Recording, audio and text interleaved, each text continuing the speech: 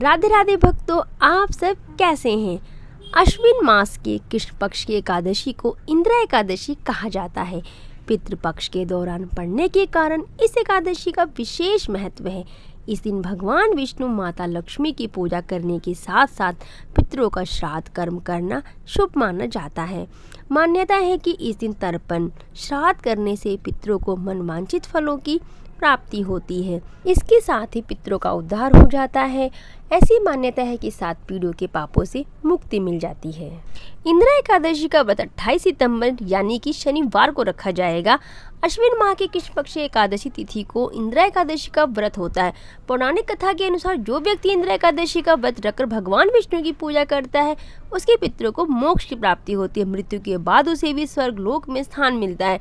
यदि आप अपने पितरों को तृप्त करके मोक्ष दिलाना चाहते हैं तो आपको विधि विधान से इंदिरा एकादशी का व्रत करना चाहिए। श्रीमन नारायण नारायण नारायण, श्रीमन नारायण नारायण नारायण, भजमन नारायण नारायण नारायण, श्रीमन नारायण नारायण नारायण।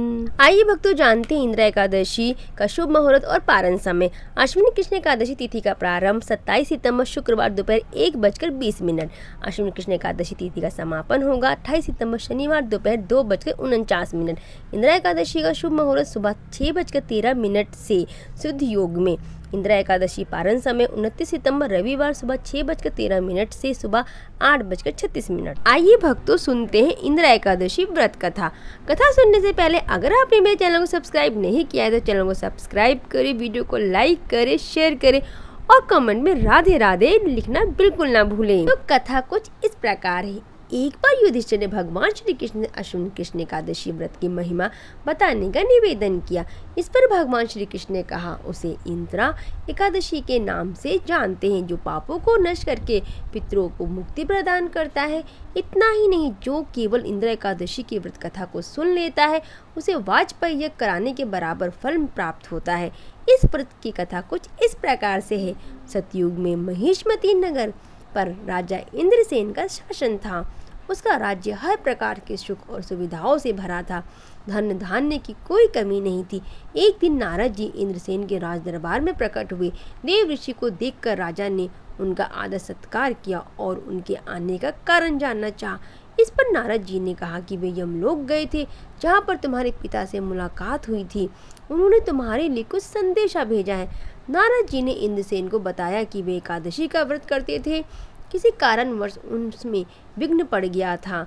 उसकी वजह से उनको यमलोक में यमराज के निकट समय काटना पड़ रहा है। यदि तुम चाहो तो इंदिरा एकादशी का व्रत विधि पूर्वक करो, जिससे उनको मुक्ति मिल सकती है और वे स्वर्ग में स्थान प्राप्त कर सकते हैं।